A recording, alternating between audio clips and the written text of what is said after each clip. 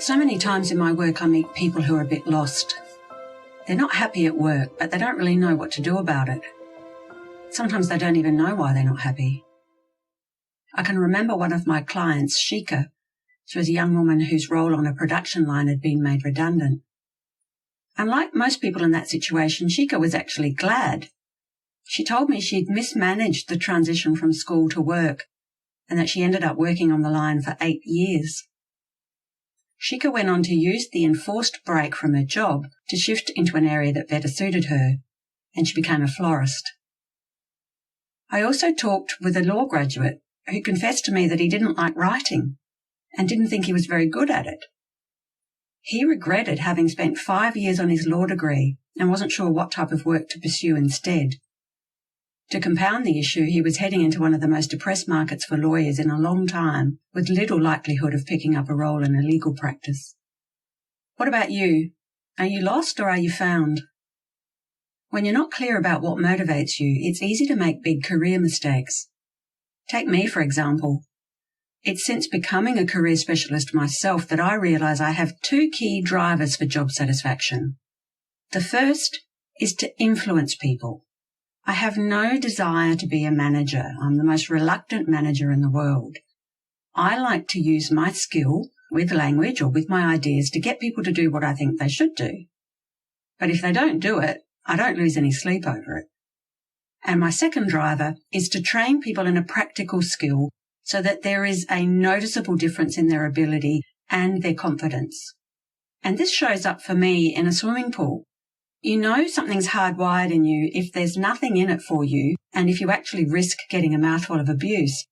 But if I'm swimming next to you in a swimming pool and I notice that you have poor swimming technique, it'll be really hard for me not to lean across the lane rope and give you some tips because I hate to see people who aren't doing as well as they possibly could.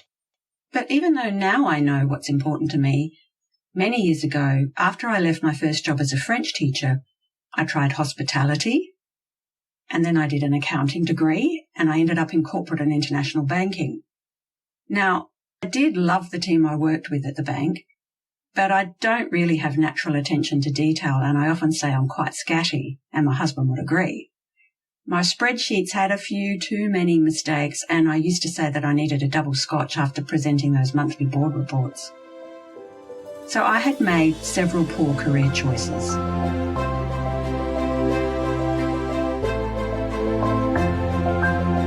Welcome to Career Chinwags for the 21st century.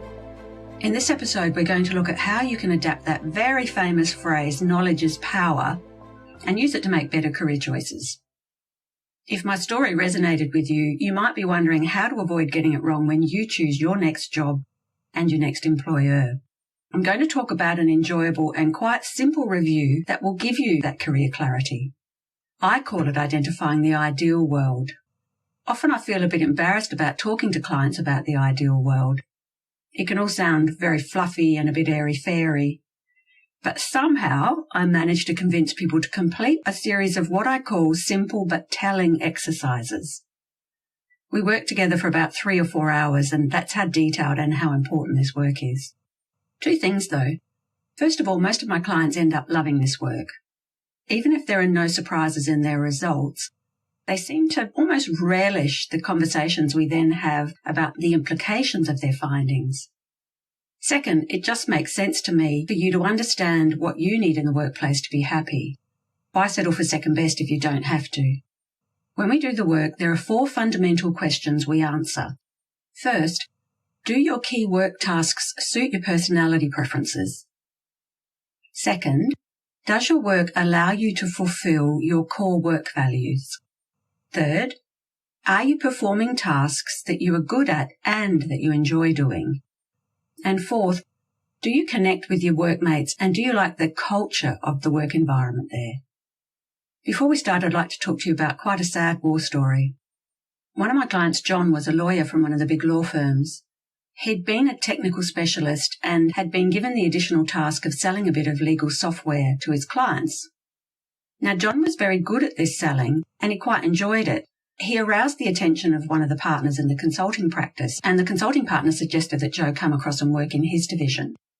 Joe was flattered at being wooed by this very charismatic partner, And he was also influenced by the supposed glamour of being a consultant. He decided it was a good career progression and off he went. It was a disaster. Joe went from being a valued senior employee to someone who was viewed as a non-performer. The partner was exasperated with him and wasn't the most supportive of bosses, and so lo and behold, Joe's role was made redundant. Unfortunately, the firm had backfilled his previous position, so there was no further place for Joe in the firm, and he had to go. To make matters worse, Joe was a very gentle, sensitive person, and I think he was very badly affected by his redundancy. As part of my support to Joe, we started our standard self-assessment exercises and talked through their implications. Now, Joe's results were striking. There was zero connection between what Joe thought was important and what Joe was good at and what Joe was interested in and the role of a consultant. Like me, Joe had made a serious career mistake. Joe ended up moving quite easily to another law firm. He was very good at what he did and he had an excellent reputation. But I suspect the whole episode left a bit of a scar on his psyche. And the worst aspect for me was that it need not have happened.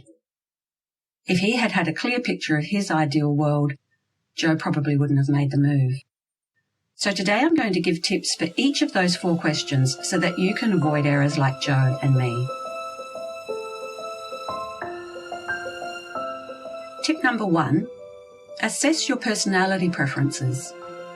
I don't think many people would disagree of the logic of spending as much of your time as possible doing tasks that are linked with your preferences. The trouble is you need to decide which tool to use.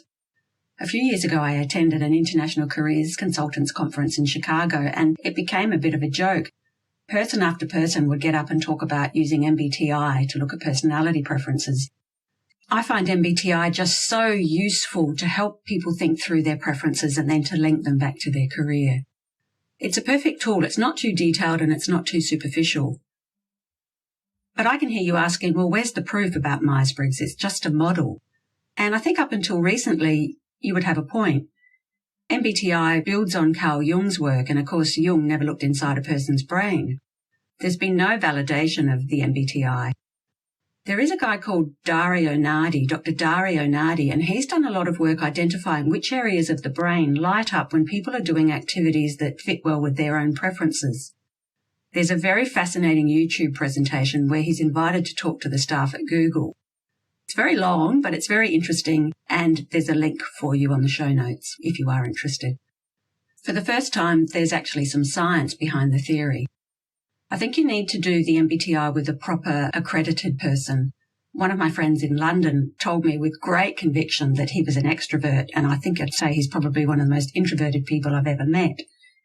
So to me, there's no point going online and doing one of those free online assessments. Myers-Briggs, if it's done properly, is not about your behaviour. It helps you uncover your hardwired preferences. If I look at me, for example, my MBTI profile is an ENTP. Now, ENTPs are often called life's entrepreneurs, and I am an entrepreneur not as in wanting to have a huge empire in life, which believe me, I don't. It's really wanting to forge my own pathway in life. By the way, it's not meant to be a cop-out. As an ENTP, it doesn't mean I can slide into meetings late saying, well, what do you expect? We Ps are never on time. And I actually have very good attention to detail, which I learnt from my banking days after doing all those board reports. I just don't want to spend my weekends that way. An added bonus of MBTI is I think you gain a lot of respect for the other preferences. My husband Phil gets used all the time, and I can remember the first time I went shopping with him, and he was so systematic, it just drove me crazy.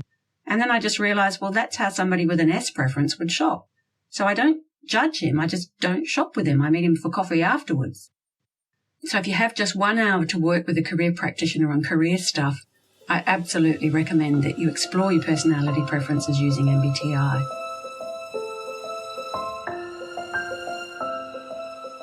Tip number 2, assess your career values.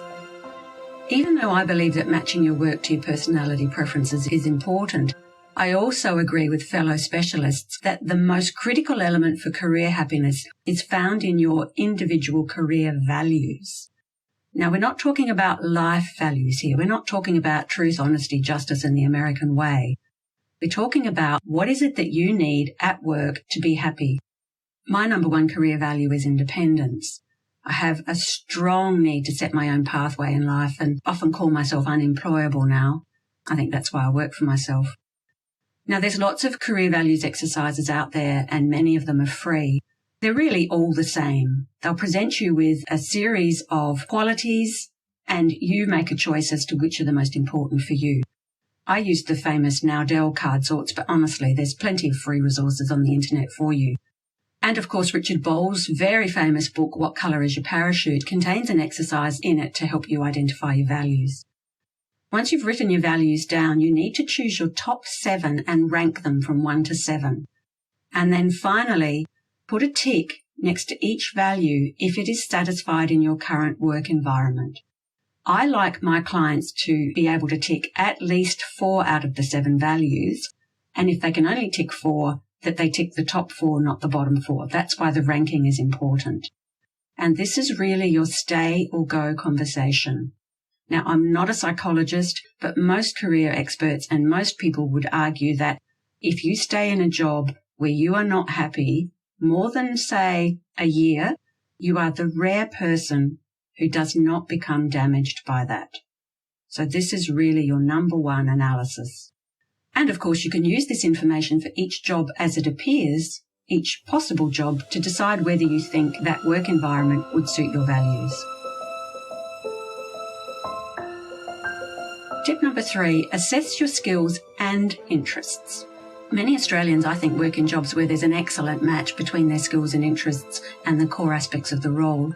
And I think it's our free and easy culture that tends to encourage kids to study what they want at school and then continue studying afterwards, and or going into a job where they would be doing those activities. Sometimes, though, things go wrong, in which case it's very important for you to assess your key drivers. Be careful here. It's not enough to just enjoy an activity, or it's not enough to just be very good at the activity. We want both. We want you to enjoy it and be good at it. So, for example, because of my teaching background, I think I'm a good trainer, but I don't like it. I don't like getting up and doing a song and dance and not having a relationship with people. So I really do not want to earn my living that way. You will find your greatest happiness when you're performing tasks that combine enjoyment and skill. Again, there are activities where you can assess your skills. I use the Nowdell card sorts. Again, there'll be plenty of sites on the internet where you can find useful tools as well. And the results will give you a clear picture of tasks that you should be working on at work. And an added bonus is that they will highlight your transferable skills. And of course, these are the skills that you would look to sell in an interview. Tip number 4, have a think about your workmates and the work environment that you like to be in. And I call that ideal job fit. It's really easy to get swept up in the excitement of a job offer. These are issues that you need to think through. So firstly, consider what sort of workmates you relate to. And I think we've all been in workplaces where the people have either made it or made it horrible. Richard Bowles' party game, in his book, What Colour is Your Parachute, he's got a quick activity called the party game. And he takes the very famous Holland code, which is usually used for kids at school to help them decide which way to head. He takes that and he uses it to describe types of people in the workplace. He asks you to think about, if you're at a party, which would be the group that you would naturally gravitate to. So he's trying to get you to think about what people you like to be with. I can get on with most people, but some people don't realise they should be making an effort to get on with people where there's no natural connection. They don't make the effort and they never really understand why there's not a connection at work. Or the act of having to make an effort can drain your energy. So the best bet is to actually be working with people who you're on the same wavelength with. You also need to assess tangible factors. So when I was at the bank, back then they believed that you should be promoted through longevity. Now that is fundamentally incompatible with my value system. So things like promotion, things like pay increases, even little things like how much travel do you want to do, how much commute time do you want to have. These are issues for you to think about, including what sectors do you want to work in. But of course, the final thing in this grab bag is the intangible factors. And we're really talking here about the culture of the organisation and the way the boss is. And these days with LinkedIn and websites like Glassdoor.com, it's much easier for you to find out the reality of what it is you'd be walking into. I want to finish off with another war story. a client of mine asked me to deliver my very favourite program to one of their senior employees. It's called Career Compass, and it's a little bit like the self-assessment, and then we go on and use the additional time to create a pathway. From this particular client's perspective, the woman, whose name was Angie, was causing them a lot of grief. She'd been engaged initially as a consultant, and she'd been so good as a consultant that they thought it would be great to bring her on as an employee. And it just didn't work at all. She alienated most of her colleagues, and she clearly wasn't happy either. Again, like Joe, when we did the self-assessment exercises, there was zero connection between what she was good at, what she wanted to do, and the reality of the work. So, for example, as a consultant, Angie hadn't needed to form relationships with people. You have a really superficial relationship with people when you walk into an organisation as a consultant. And she told me she just wasn't interested in doing the chit-chat and how did the football go and trying to have a more meaningful relationship with the people at work. The reason I'm telling you this story is I've never seen anything like it. The very next day, Angie resigned. She went back to her life as a consultant. Just some final thoughts. I really do love the work I do, as you can probably tell, and I can remember the look on the face of a young client of mine where he said, "I never realised that you could do these simple activities and that they would help you work out what to do in life and how to be happier." He had started 2 mainstream degrees, dropped out because he didn't like it and he wasn't very good at it, and ended up as a payroll clerk. Because of our work together, we were able to identify a more suitable path, and he went on to be a project manager and has been happily doing this work for 3 or 4 years now. So what about you? Let's say there's a magician with a magic wand who waves his wand and says, "Abracadabra, you can do what you want." Do you actually know what it is that you want? Do you know what your absolute preferences are in relation to the world of work? If not, here's your chance. Identify your ideal world and then use that information to make sure you attain this ideal world. Now, I still haven't done many podcasts, and I think I've got 1 review now, and I don't have many subscribers. So if you like what you've heard, I'd love it if you could share this podcast or leave a review. At this stage, I'm doing a podcast every fortnight, and next episode, I'm going to talk about words that damage you at work and in interviews. Remember, if you want to review what we've talked about, check out the full show notes at careerconsult.com.au. There you'll find a full article on the topic, an infographic and a video that summarise the different elements and links to any tools or resources that I've talked about. I'll repeat that, careerconsult.com.au. And I do a mail out once a fortnight of videos, blogs and infographics. If you're interested, you'll find a sign up form on the website. As always, let's finish with the hashtag, why not be happy at work?